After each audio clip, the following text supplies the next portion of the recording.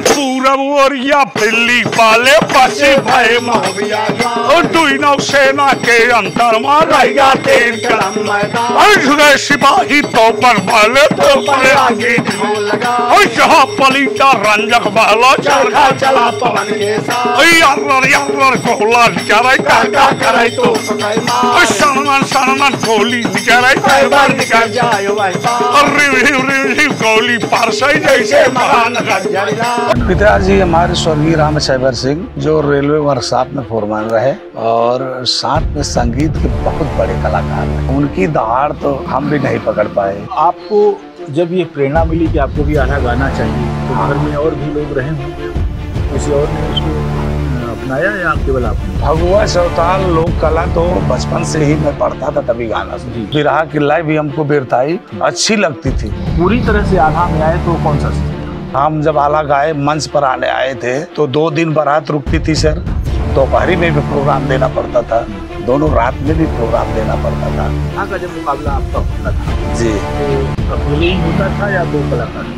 और बहुत बड़े बड़े कलाकार हमको मिले हैं सर जो अपने पालक सुरजन चैतन्य है, कौन है, लेकिन कोई भी कलाकार 1 घंटे हमारे सामने स्टेज पर नहीं खड़ा हुआ है। आपका जब आल्हा शुरू हुआ, जब आपने गाना शुरू किया तो किस वाद्य के साथ आपने शुरू किया? हमारी लोक कलाओं में सर ढोल, तबला, मृदंग, करताल, चंग, मजीरा ये सब बजते थे, हारमोनियम। क्या क्लासिक आल्हा जो है उससे अलग भी आप कुछ उसमें जोड़ते हैं?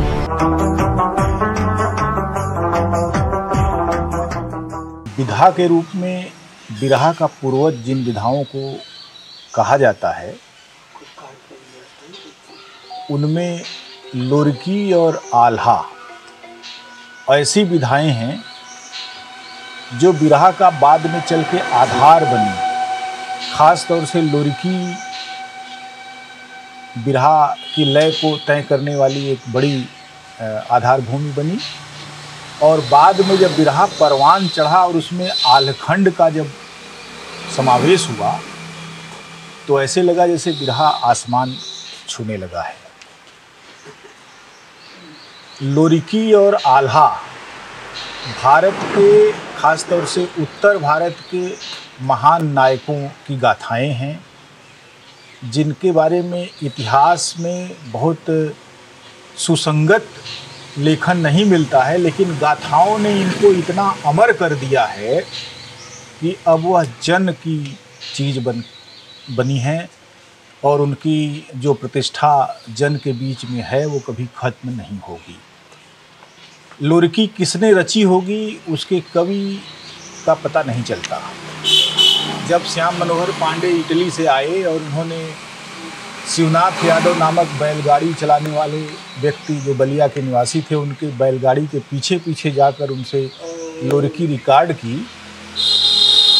तो वो एक सुनने वाली विधा के तौर पर सामने आई। लेकिन हम जानते हैं कि आल्हा को नरपति नाल और जगनीक नाम के 2 महाकवियों ने लिखा और देश के खासतौर से बुंदेलखंड और अवध क्षेत्र के तमाम महान गायकों ने उनको परवान चढ़ाया और अपने अपने तरीके से उन्होंने अपने अपने आल्हा की लय और तान सिद्ध की।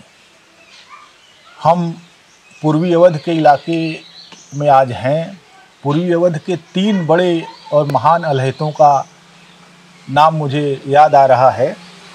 विपत दास जो आजमगढ़ के रहने वाले थे, हरिवंश तिवारी अभी हैं संयोग से बहुत महान अल्हैत हैं और सुल्तानपुर के रहने वाले हैं, और जौनपुर के महान अल्हैत फौजदार सिंह जो कि अब किंवदंती हैं। और मैं समझता हूं कि ऐसे महान लोगों के पते के बारे में बहुत ज़्यादा जानकारी नहीं करनी पड़ती कि किस गांव में रहते हैं, कहाँ रहते हैं। लोग बताते चले जाते हैं कि ऐसे चले जाइए, और यही उनकी महानता का एक द्योतक है।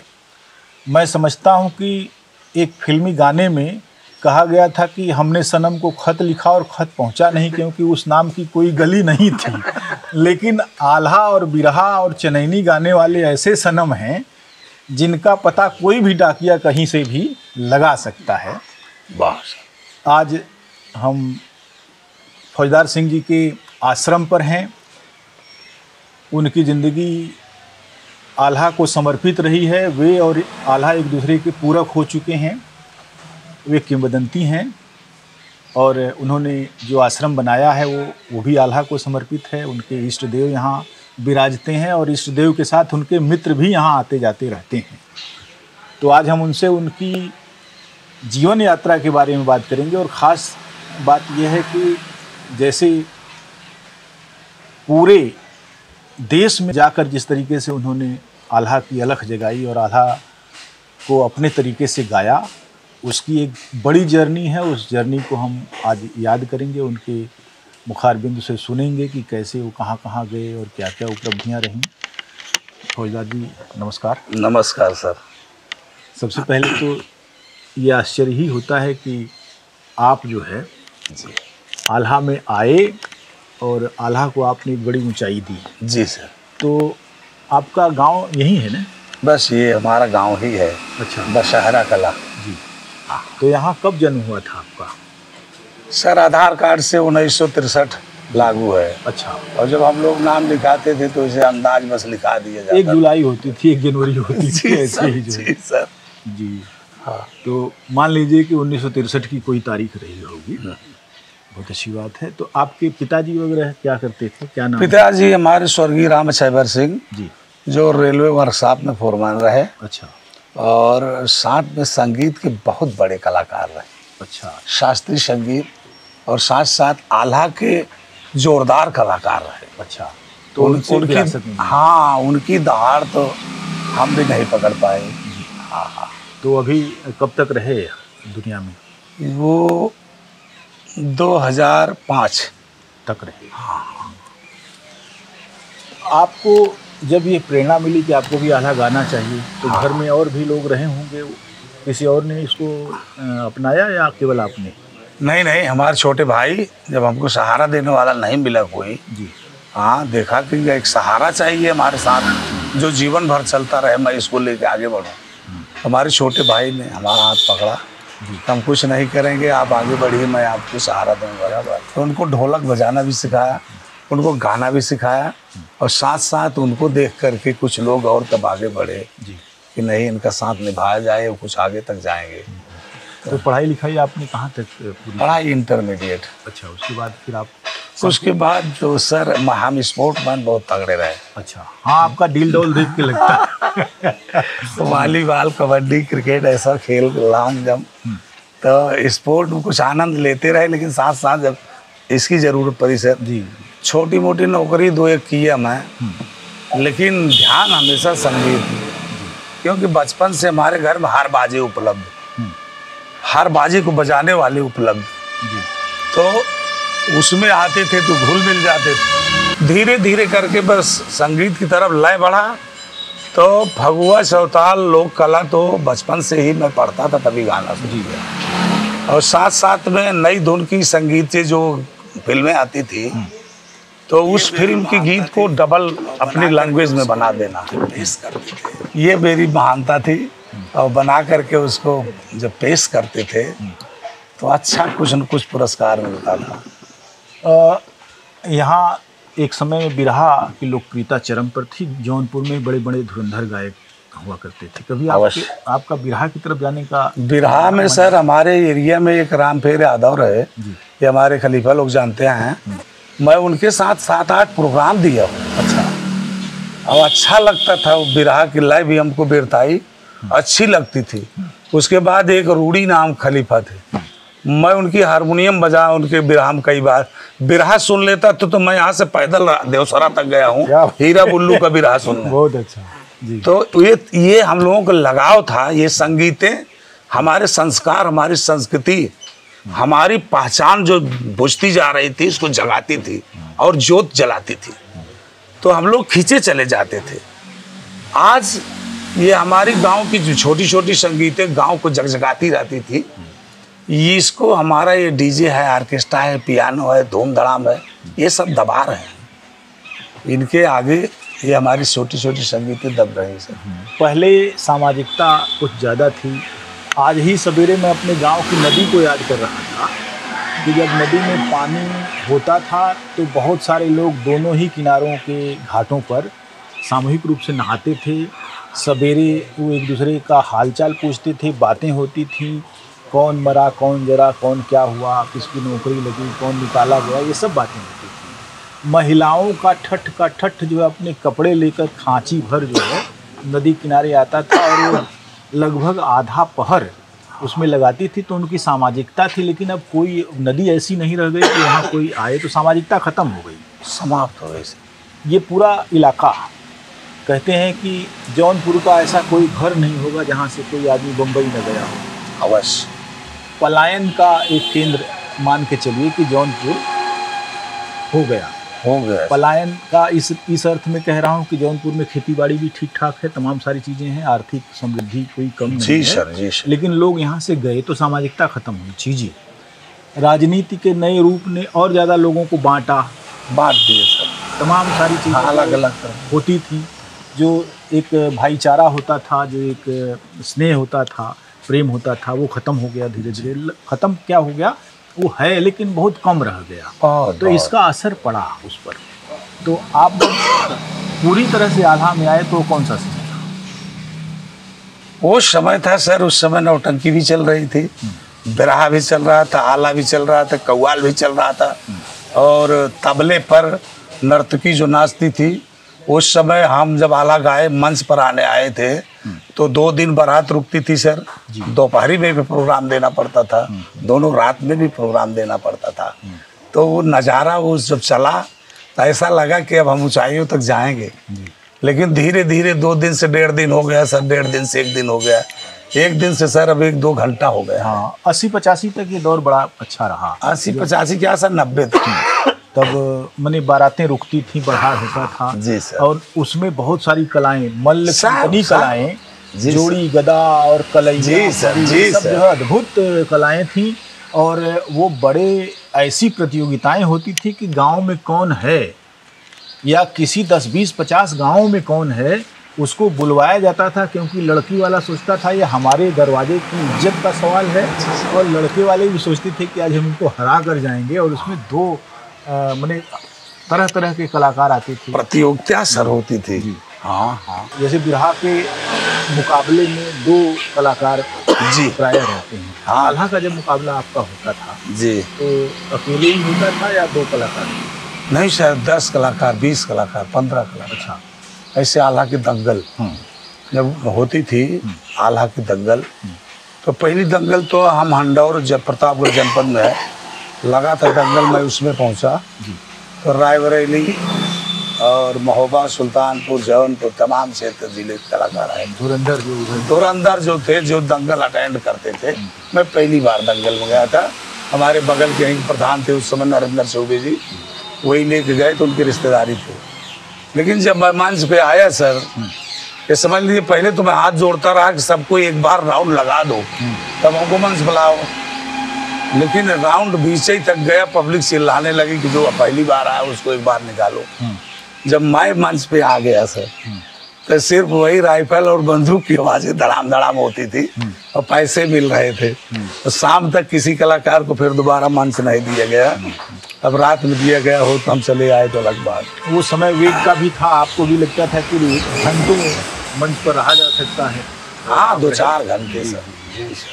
आल्हा बहुत जबरदस्त उठान की और संतुलन की थी। बिना संतुलन के आल्हा नहीं चल सकता। लोग उसको दूसरी विधा में बदल देंगे, वो नहीं चलेगा। लेकिन आल्हा की जो उठान होती है और जो संतुलन होता है जी सर, वो एक अलग ही तरीके का मामला है। बदल देंगे सर, नहीं चलेगा। हाँ, जो उसकी लाइनें हैं, एक लाइन के बाद दूसरी लाइन, फिर तीसरी लाइन, फिर उसको कहाँ शुरू ले आना है सम पर, फिर कब उसका आरोह होगा।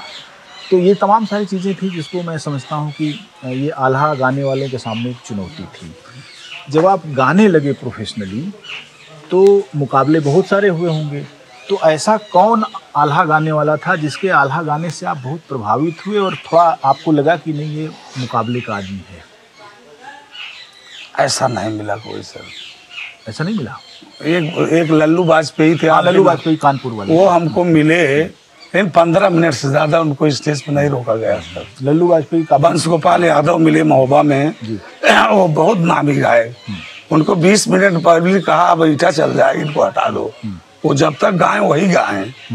और बहुत बड़े बड़े कलाकार हमको मिले हैं सर, जो अपने को अलग, सुरजन चैतन्य है, गौन है, लेकिन कोई भी कलाकार 1 घंटे हमारे सामने स्टेज पर नहीं खड़ा हुआ है। जब मैं खड़ा हुआ तो यही हुआ, कभी जब तक इनके पावर है ये तो इसको तब तक रहने दो ना, हम लोग चले जाएंगे। एक आवाज उठती थी सर। मैं जिस महोत्सव में जाता हूँ आज भी, अभी आपके पिंडरा महोत्सव लगा था सर जी, पिंडरा महोत्सव में पहुंचा, पिंडरा महोत्सव कार्यक्रम संपन्न किया, वहाँ साइन किया डीएम साहब के सचिव के पास, हमारा पेमेंट आ जाए। मैं घर पर पहुंचा, डीएम साहब का फोन आ गया, बोले कि यहाँ टेंट फेंट उखाड़ दिए जाएगा, बोल रहे हैं पब्लिक वाले को उसको एक बार फिर लाओ मंच पर, और आपको कल फिर आना है, इसका पेमेंट मैं नगद तुरंत दूंगा अपनी तरफ से। अच्छा, फिर आप गए? दूसरे दिन फिर मैं आपके इसी पिंडरा महोत्सव में सर फिर मैं पहुंचा। उस दिन निरहू आए थे और रवि किशन आए थे, बहुत बहुत बड़े, कृपा शंकर आए थे, बीपी सरोज आए थे। मैं मंच पर खड़ा हुआ सर, फिर दहाड़ के आया हूँ। ये अपने क्षेत्र की बात है सर। अब बाहर आगरा महोत्सव है, दिल्ली महोत्सव, लखनऊ महोत्सव, ये सब जाते हैं सर, तो एक बार नहीं 2-2 3-3 बार हमको मंच पर लाया जाता है सर। ये जो अभी आल्हा वाले लोग जो है, पहले अब तो उनका भी मामला इतना है जैसे वो बहुत तामझाम और म्यूजिक सिस्टम के साथ चलते हैं, लेकिन पहले 2-3 वाद्य होते थे, ढोलक उसमें खास तौर से, बाद में उसमें आपका जब आल्हा शुरू हुआ, जब आपने गाना शुरू किया तो किस वाद्य के साथ आपने शुरू किया? ढोलक और मंजीरा। मंजीरा, दो ही बात सर। हाँ, 2 बात से 3 कर लिए, एक चंग बजने लगा। अच्छा, जब बड़ा मंच मिला सर तो आवाज थोड़ा डाउन होती थी, अभी तो 4 बाजा कर लिए बस। अभी तो हारमोनियम और बैंजो इत्यादि बहुत सारे कुछ बजने लगा है। वो बजने लगे हैं सर, सिर्फ वो सब रिकॉर्डिंग के लिए बज रहे हैं। अच्छा, वो पब्लिक प्लेस पे 1 घंटा भी नहीं खड़े होंगे, है ना? हाँ सर, वो रिकॉर्डिंग के लिए बज रहे हैं। आप संजू बघोल के सुने होंगे, तमाम कलाकार। आप पिपीरी बज रही है, बेंजो बज रहा है, हारमोनियम आर्गन बज रहे हैं सर, किलाट बज रहा है। हमारी लोक कलाओं में सर ढोल, तबला, मृदंग, करताल, चंग, मजीरा, ये सब बजते थे, हारमोनियम। इन्हीं बाजों से देवताओं को मनाते थे, देवता प्रसन्न होते थे। तब हमारे बुजुर्ग प्रसन्न होते थे तो बच्चे लोग घूम जाते थे, इतने बुजुर्ग यहाँ क्यों बैठे हैं। तो हमारी जनरेशन भी धीरे धीरे हमसे जुड़ी रहती थी सर। मैंने बचपन में कुछ ऐसे नट गायकों को सुना जो बहुत प्रसिद्ध तो नहीं हो पाए होंगे, लेकिन वे ढोलक बजा कर केवल खुद ही बजाते थे और खुद ही गाते थे, और क्या तान थी, क्या उठान थी, अद्भुत। मुझे लगता था कि ढोलक उनका पीछा कर रहा है। ये आजमगढ़, मऊ और गाजीपुर, बलिया की तरफ सर जी, तो बीपत के चेले हैं सब। हाँ, बीपत जो गा के चले गए हैं उसको थोड़े ही उतारे हैं, लेकिन उतनी देर वो भी अपना दिखा देते हैं।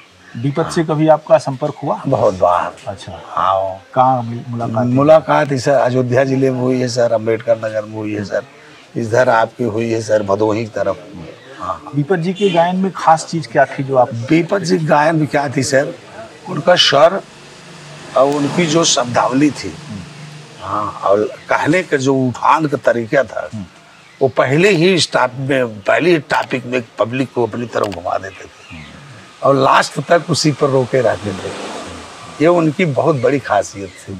हाँ, और कोई निरस नहीं होता था पब्लिक में, कोई निरस हो जाए इनके गाने से। हाँ, हरिवंश तिवारी से भी कभी नहीं, आमना सामना हुआ? नहीं सर, उनसे मुलाकात नहीं हुई। अच्छी बात। कितने आल्हा वाले हैं जो जिनसे आपका मुकाबला हुआ? अभी इस समय वर्तमान में सर समझ लीजिए 6-7 कलाकार रायबरेली के हैं, 3-4 कलाकार महोबा के हैं, उन्नाव के हैं सर, आपके अयोध्या के हैं, गोंडा के हैं, सुल्तानपुर के हैं, कई कलाकार अमेठी के हैं। जितने होंगे सर, जो स्टेज पर ना आया हो वही नहीं मिला होगा, और जितने हैं सर वो सब मिल रहे हैं। अगर ये मैंने जानकारी हासिल की जाए कि कितने आल्हा वाले इस समय जीवित होंगे, सक्रिय होंगे, तो उनकी संख्या कितनी हो सकती है? 100 तो नहीं होगी, 100 से कम नहीं होगी पूरे यूपी में। फिर भी हाँ, इतनी बड़ी संख्या तो बहुत बड़ी संख्या है सर। हमारे पास पुस्तक है सर, कितने मर गए होंगे और बाकी पुस्तक है कितने हैं। बहुत अच्छी बात है। आप जो गाते हैं जिस तरीके से, अभी तो हम सुनेंगे आपको, लेकिन वो कौन सी विशेषता है जिससे कि आपको लगा कि जनता आपको सुनना चाहती है और आपको ही सुनना चाहती है? असल में सर जो अवधी शैली है जी रामायण तो बहुत ही शैली में लिखा गया, बहुत भाषाओं में, बहुत कवियों ने, जी लेकिन जो तुलसी बाबा ने अवधी शैली में लिखा है, अखंड रामचरितमानस उसी रामायण से होगा। और अवधी शैली में जो आल्हा के कलाकार उठे हैं बुंदेलखंडी टच करके, वो कभी डिफीट नहीं होंगे सर। बुंदेली और अवधी के बीच में जो सामंजस्य एक तो होता है, हाँ लेकिन एक होता है कि हमने कथा तो उधर से ली उस शैली से, लेकिन गाया अपने तरीके से। तो आपको कितनी मेहनत करनी पड़ी? ज्यादा सर, अच्छा, बहुत ज्यादा, क्योंकि सर जब पूरब तरफ जाते थे, बलिया, गाजीपुर, गोरखपुर, पटना, बिहार, मधेपुरा, गया, ये सब जाते थे, तो इधर पूर्वी शैली छपराइया बनारसी नहीं लगाएंगे आल्हा में तो उनको आनंद नहीं आएगा सर। अब हमको परिश्रम करना पड़ा कि इधर जाना है तो 15 दिन रियाज करके हम उस शैली है, हम इधर जाएंगे तो पूर्वी शैली पकड़ के आएंगे सर। ये मध्य में रहेंगे तो अवध में तो अवधी शैली झोंका झोंक चलेगी, फिर इधर बढ़ेंगे सर तो उनकी बैसवारी बुंदेलखंडी दोनों को दबाएंगे। मैं बुंदेलखंड से लेकर के पूरब तक जितने धुन में आल्हा गाया जाता है, मैं सारी धुन को हर इलाके में गाता हूँ सर। बाकी कलाकार अपने ही धुन को चाहे जिस इलाके में जाएंगे वहीं गाएंगे, इसलिए उनका सफल होना मुश्किल है सर, तो अपने ही क्षेत्र में सफल रहेंगे। तो ये आपको क्योंकि लंबे जीवन काल में आपने एक बड़ी परफॉर्मिंग का जो दायरा है आपका जी, वो कई भाषाओं के दायरे का है, तो आपने उनके लहजे को पकड़ा, तो एक बार रियाज करने के बाद फिर वो रमा हो गया सर, क्योंकि प्रोग्राम हमारा इतना ज़्यादा चलता है। अब इस समय भी वर्ष में 200 प्रोग्राम तो मैं स्टेज पे देता हूँ। कोरोना के आने के बाद से, नहीं कोरोना नहीं आया था तब तक मैं 300 प्रोग्राम साल को देता था सर स्टेज पे। हाँ, इतना स्टेज हमको मिलते थे।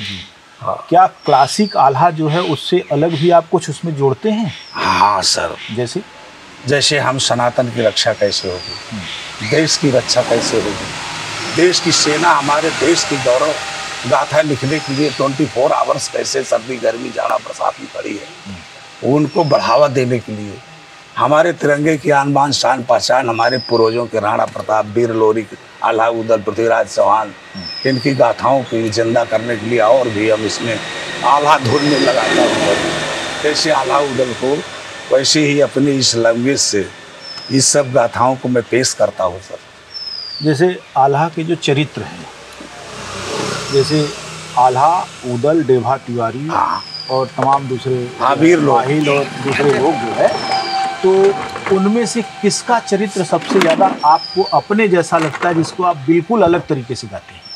वो अपने जैसा सर वही उदल लगते हैं। अच्छा, हाँ।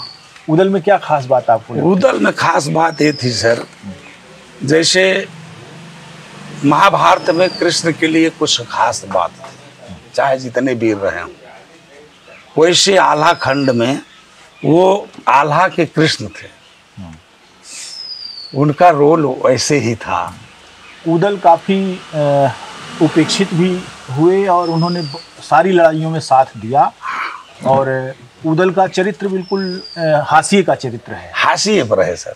आल्हा अपने जो है कुनबे के मुखिया के तौर पर जरूर हैं, लेकिन उदल जो है, हाँ, एक तरह से कहिए कि उदल के बगैर तो कोई जंग सफल नहीं हो सकती जी। तो इसलिए मुझे लगता है कि हर व्यक्ति जो अपनी राह खुद बनाता है वो उदल को ही ज़्यादा पसंद करता होगा। जी है? जी, अपनी राह वो खुद बनाता था। हाँ। तो अच्छा, आल्हा वीरता का आख्यान तो है ही, प्रेमाख्यान भी आल्हा है। हाँ, है? उदल की ही कहानी ले लीजिए, या आल्हा की कहानी ले लीजिए, या उनके लड़के की कहानी ले लीजिए, या तमाम सारे जो है उसको ले लीजिए, तो उसको आप जब प्रेमाख्यान गाते हैं और जो चढ़ाई वाला प्रसंग है, तो दोनों में किसमें मज़ा आता है? दोनों में सर। अच्छा, उस मौके पर उसमें मज़ा आएगा सर, श्रृंगार में प्रेमाख्यान जी, और वो लड़ाई के मौके पर सर वही वीरताई और अच्छी लगेगी। वहीं सर कोई आपद विपद की करुण क्रंदन धुन आ गई सर, हाँ, तो जब तक पूरी आधी पब्लिक की आंखों में आंसू में आ जाए तो कलाकार क्यों खड़ा है। जैसे हमारे यहाँ बिरहा गायक, महान बिरहा गायक रामदेव थे जी, जिन्होंने आलखंड को जब गाया जी सर, तो मुझे लगता है कि डेभा तिवारी उदल का या आल्हा या उदल का जब प्रसंग आता था, भाइयों का या मित्रता का जब प्रसंग आता था, तो इतने भाव विह्वल होकर वो गाते थे कि मुझे लगता है कि अगर वो कोई टोक दे बीच में तो फफक के रो पड़े ऐसे। वो सर उसी में डूब जाते थे। आपने कभी रामदेव जी को सुना है? बहुत बार सुना है सर, कभी अब हीरा बुल्लू रामदेव बेचन, हाँ बालेश्वर दादा साथ में गाया हूँ बहुत महोत्सव सर।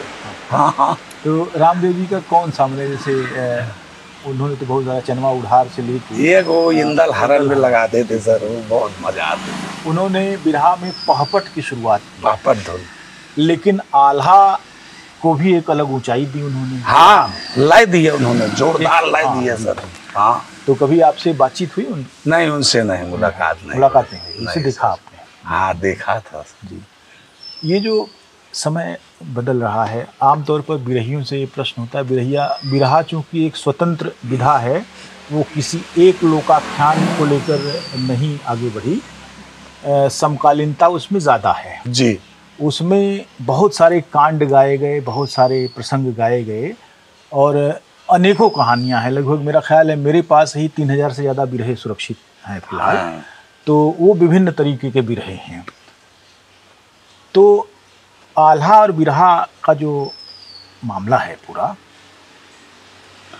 जैसे बिरहा के बहुत सारे गायक जौनपुर में, जो मैंने पूरे उत्तर प्रदेश में अगर कहा जाए, खास तौर से पूर्वी इलाका जिसमें अवध और भोजपुरी है, ये जो पूर्वांचल, उसमें हैं।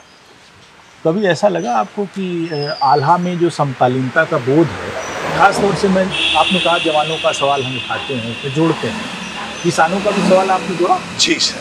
अच्छा, किसानों के किस मुद्दे को आपने उठाया? किसानों का मुद्दा यही है सर कि प्रथम आवाज़ किसान ही है हमारे देश की। जी। किसान पिसान बनाए जा रहे हैं। हमारे किसान सुरक्षित हो जाएं, हमारे गंगा गौ सुरक्षित हो जाए, हमारे वेद सुरक्षित हो जाए सर, तो हमारे जवान, हमारी पीढ़ी ऑटोमेटिक सुरक्षित हो जाए। अब गौओं की तो सुरक्षा का आलम ये है कि हम लोग बनारस में रहते हैं और जब चलते हैं तो उनकी दुर्दशा देखकर और उनकी अराजकता देखकर लगता है कि अब मामला कुछ अलग ही हो गया है। हो ही ये अब गाय जब खूंटे से हट गई, अरे साहब, तो फिर गाय गई तब हट गई तो गई, लेकिन खूंटे से हटाने की पूरी राजनीति हो रही है। हो तो बस एकदम जड़ से तोड़ दें साहब।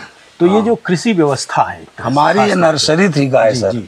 बिना गाय और खेत और बैल, अब बैल तो मैं समझता हूँ कि पूरे पूर्वांचल में मैंने बैल केवल सोनभद्र में देखे थे 2 जोड़ी। हाँ। और उसके बाद दूसरी जगह जहाँ बैल दिखाई पड़ा मुझे, वो नेपाल के बॉर्डर पर बलरामपुर जिले में एक गांव है विश्रामपुर, वहाँ 2-3 जोड़ी बैल दिखे, बाकी कहीं बैल नहीं दिखते हैं जी। लेकिन बाकी आवारा जो सांड हैं, आवारा सांडों की बातें बहुत हैं। तो ऐसे मुद्दे के आपको लगता है कि किसान, इससे किसान भी, उसके भी डिस्टार्शन का पता लगता है, किसान भी अब गरीब हो गए, किसानों की थाली में वो चीज़ नहीं रह गई है जो कभी उनको सहज उपलब्ध थी जी। क्योंकि जब गाय घर से छूटेगी और भैंस महंगी होगी तो घी नहीं मिलेगा, दूध भी नहीं मिलेगा और तमाम सारी चीज़ें नहीं मिलेंगी। तो इन सब क्लासिक संकटों के बारे में हमारे आल्हा गायक फौजदार सिंह क्या सोचते हैं? बराबर सोचते हैं सर। बताते हैं कि इनके जाने से ही हमारी होम्योपैथिक गाँव की टूट गई। इनके घी से दवाई, गाय के दही से दवाई, गाय के दूध से दवाई, गाय के गोबर से दवाई, गाय के मूत्र से दवाई, ये बहुत सारी बीमारियों के लिए लोग अस्पताल नहीं जाते थे जब तक गैया मैया थी। गैया मैया के चले जाने थे सर, बहुत सारी दवाइयों की अब ज़रूरत पड़ रही है। जो ना तो गैया मैया के दूध दही घी रह गया है, ना तो रोग हटाने वाला कोई रह गया है। सीधे अस्पताल जाओ, भर्ती हो जाओ। जो नोट पानी रखा है किसान, गेहूँ चना बटोर को खेत बेच के सर दवाई कराएं, बेच के दवाई करना। हाँ सर। और कितने लोगों को तो मैंने देखा कि जब उनको ऐसा कुछ असाध्य हो गया रोग, तो उन्होंने कहा भैया पैसा मत खर्च कीजिए, हमको मरने दीजिए, और सचमुच उन्होंने दवा नहीं की, मर गए। ये बहुत भयावह संसार है। आप जो इतना गाए, लगातार गाए, तो आपको कौन कौन से सम्मान वगैरह मिले? अब सम्मान सर तो जिस स्टेज पे जाओ वहीं मिलता है, लेकिन जो सरकार का सम्मान होता है, जो गवर्नमेंट सम्मान दे, वही सम्मान मेन होता तो कौन कौन सा मिला? जैसे संगीत नाटक अकादमी का, संगीत नाटक यश भारती, ये सब नहीं सर। ये क्यों नहीं हमको लोकविद सम्मान संस्कृति मंत्रालय भारत सरकार 2019 में जी दिया है। हाँ, लोकविद, क्योंकि मैं समझता हूँ कि कलाकारों का, खासतौर से लोक कलाकारों का, बुंदेलखंड, अवध और पूर्वांचल, ये तीनों में कम से कम सैकड़ों ऐसे महान कलाकार हैं जिनको सम्मानित किया जाना चाहिए, जो बहुत बड़े सम्मान के हकदार हैं, लेकिन सरकारों ने उनके ऊपर एक चवन्नी खर्च की। इस तरीके से अगर देखा जाए, अगर सरकारी आयोजन न हो हाँ, तो वो किसी को पूछे ना? नहीं सर, सरकार का बजट है, इसीलिए पूछेंगे। सरकार का बजट है, उनको खर्च करना है, इसलिए वो बुला लेते हैं टाइम पे। लेकिन कभी, अब जैसे मैं लगातार देख रहा हूँ, बहुत सारे बुजुर्ग कलाकार हैं, जब बुढ़ापे में दवाइयों का खर्च बढ़ जाता है, जब उनके ऊपर कोई ध्यान नहीं देता घर का, तब उनको एक मानदेय मिलना चाहिए, एक जो है सहयोग राशि मिलनी चाहिए। ऐसा आपको लगता है? अवश्य मिलना चाहिए, मिलना चाहिए, मिल नहीं रही है, नहीं मिल रही है। जबकि विधायक और मंत्री से लेकर कई स्तरों पर पेंशन लोग उठा रहे हैं। हाँ, सब उठा रहे हैं। तो कलाकारों के सवाल को आप कैसे देखते हैं? बराबर सर उठाते हैं, क्योंकि कुछ बात हुई, कुछ सुनवाई हो रही है। सुनवाई हो रही है, होगी सर, क्यों नहीं होगी? जब लड़ाई जारी है तो सुनवाई होगी। हाँ बिल्कुल, ये सवाल जाना चाहिए। और दूसरी चीज़ कि कलाकारों में एक खास तरह का जो ये है कि आपस में जानकारी एक दूसरे की रखते हैं, वे मिलते जुलते हैं, प्रेम दिखता है, लेकिन उसके साथ जो है जो एक एकता होनी चाहिए, वो एकता नहीं दिखती है। एकता नहीं है सर, वो आवाज़ अपनी नहीं उठा पाते कभी। नहीं, कभी नहीं। जैसे मान लीजिए आप अगर किसी डिमांड को रखें तो आपके पास 10 लोगों का समर्थन बड़ी मुश्किल से मिलेगा, ऐसा क्यों लगता है? सब अपनी अपनी ढपली, अपना अपना राग लेकर चल रहे हैं सर, कोई किसी को मानने को तैयार नहीं है। बुद्धि विवेक वाली बात मत कीजिए, कंप्यूटर, मोबाइल और ये था डिजिटल इंडिया की बात कीजिए। बुद्धि विवेक की बात करोगे तो लोग बगल हो जा रहे हैं। हाँ सर, यही सब है, जमाना आ गया है सर जी। हाँ, और कोई बात नहीं है, और सब एक समावेश से चलते थे। अब भी मैं तमाम कलाकारों को हालांकि जोड़ा हूँ, जिनको मैं बराबर प्रोग्राम लगाता हूँ। हमारे एक महीने में 50 प्रोग्राम आया, तो मैं 30 तो करूँगा, 20 प्रोग्राम मैं और कलाकारों को लगाता रहता हूँ। इस इलाके में कितने हैं गायक आल्हा के? इस इलाके में तब कोई नहीं है। अच्छा, हमको तब नहीं कोई है। हाँ, 3-4 रहे, सब डाउन हो गए। अच्छा, वो तिवारी आशापुर के भी डाउन हो गए। तो जिन लोगों को आप कार्यक्रम देते हैं वो कहाँ रहते हैं? वो सुल्तानपुर के हैं सर, रायबरेली के हैं सर, प्रतापगढ़, दूर दराज के। हाँ, जो पुराने कलाकार, अच्छे कलाकार हैं। आप तो एक पहलवान व्यक्ति हैं, खिलाड़ी रहे हैं जी। एक जिस विधा को आपने यहाँ तक उसमें निर्वाह किया, वो विधा बड़े ही कलेजे वाली विधा है। जी सर। इसके लिए क्या संयम और क्या डाइट रखनी पड़ती है? संयम तो देखिए मेरे पैर में सर खड़ाऊं है, ब्रह्मचर्य के पहला जी सबूत है। हाँ, इसको वही पहन सकता है जो ब्रह्मचर्य को कुछ दिन तक रोक के रखे। और जब तक सर ब्रह्मचर्य और खान पान जी, ये 2 चीज़ नहीं सही रहेंगे, तब तक समझ लीजिए कि कलेजे की पावर सर। तो खान पान में किस चीज़ का ध्यान रखते हैं आप? खान पान में पावर वाली चीज़ खाते हैं सर। अच्छा, आप बनारस के अगर होंगे, हमारे गुरु हरिश्चंद्र घाट पर रहते हैं, कपाली बाबा का नाम आप सुने होंगे। हमारे गुरु हैं अघोर पंथ के, मैं उनका 40 वर्ष हो गया उनसे मंत्र लिए। अच्छा, आप भी अघोरी हैं? हाँ, अघोर। अभी तो यहाँ बसे, ऐसा नहीं तो दरवाजे पर नहीं रहते। बहुत अच्छा, बहुत अच्छा। दरवाजे पर रहते सर, लेकिन घर वाले कहे भगाओ इसको। अच्छा, एकांत चले। हाँ, तभी तो एकांत वास करना पड़ा सर। अभी आप जो है 62 साल के हो गए। हाँ सर। अभी आपकी पारी चल रही है, भविष्य की क्या योजनाएं हैं आपकी? अब भविष्य की योजना, जब तक सांस है तब तक आस है सर जी। आस लगाए हैं, कोई न कोई, हाँ, हमारे समाज से कोई न कोई आके टकराएगा कि बाबा हमको भी थोड़ा इसमें लाइन बताओ। अभी ये प्रधान जी आपके सामने बैठे हैं, इन्हीं के रिलेशन के एक लड़का था, क्या नाम था उसका, कहाँ घर था, इधर से आता था पट्टी की तरफ से, तो उसको मैं 6 महीने में 15 दिन पाया था। 6 महीने में 15 दिन उसको पाया था, वो भी राग आता था। लेकिन 15 दिन में जब उसको स्टेज पे खड़ा किया आल्हा गाने के लिए, तो बड़े बड़े कलाकार आल्हा सिटी करने लगे। बोले अरे बाप रे, ये कहाँ से पैदा कर दिए। एक बैगनी के रिश्तेदार था ये प्रधान जी बेटे। लेकिन जब वो पेमेंट उमेंट कमाए उमाए लिया, सरकारी लाइन में जोड़ दिए, वो कहा गुरुजी अब इसको नहीं करेंगे, हमको बिरहवा में ज्यादा मजा आता है। अच्छा, अच्छी बात है। तो आपके घर में कोई आगे स्कूल बढ़ा रहा है? नहीं सर। अच्छा, सब पढ़ लिख के सर सब आगे बढ़ रहे हैं। अच्छा, अब बच्चे लोग आपके क्या करते हैं? कितने बच्चे हैं? 2 बच्चे हैं सर। दो बच्चे हैं सर। एक तो है आँख का अस्पताल है अम्बेडकर नगर में, चक्रवर्ती हॉस्पिटल का नाम आप सुने? जी। उनकी 10 नर्सिंग होम उनकी जिम्मे है। अच्छा। हाँ, हफ्ते में 1-2 नर्सिंग होम देखते हैं उनका। और एक बच्चा एक जॉब कर रहा थे, कर चला आया। वैसे दोनों बच्चे हमारे रेलवे टीसी में आ चुके हैं। अच्छा, ज्वाइनिंग होना बाकी, चाहे जब हो जाए दोनों चले जाएंगे वहीं। हाँ, बहुत अच्छी बात। तो मैंने एक तरह से जो मसाला आपने जलाई उसको अब दूर दराज के जो वे लोग जो चाहते हैं कि उसमें कुछ जगह बनाए, तो उनको आना पड़ेगा सर। आ जाए बस, फसल तैयार है, आप उनको काटना है सिर्फ। आपका जो आश्रम है उसमें इतनी जगह है, यहाँ तो आप एक मैंने इस तरह का आल्हा प्रशिक्षण केंद्र बना सकते हैं। अवश्य। तो आपने बनाने की सोचा? मैं गांधीनगर में आल्हा प्रशिक्षण केंद्र चलाता था सर। अच्छा।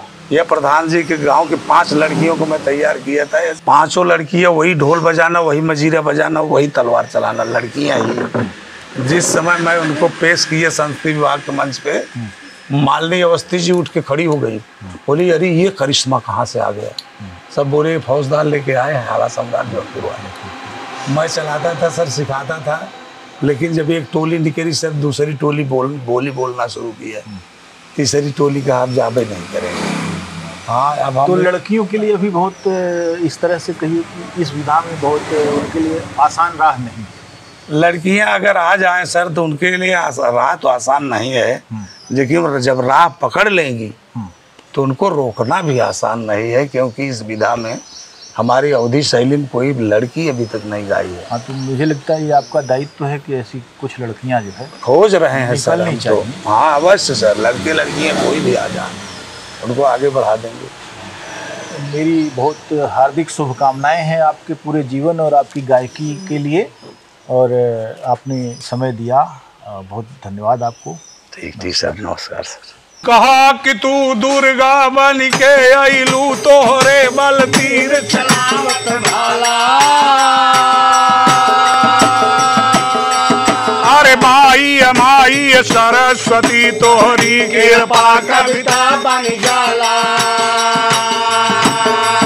और अष्टभुजा न विजुम्बे ध्वजा नहीं मैयार कैसी चढ़ जाला। अरे माई के ऊंची अदालत बाजा से बदला रच के रह जाला। चंडी हो जगतारणी की मैं सुनियत हूँ, तो सुर नर मुनि जावे। अरे नायक में पुराण वेद चार यश गावे। अरे कहिया सम्राट मात तुम पर मैं खंडे, हम पर हो सागर के चंडे।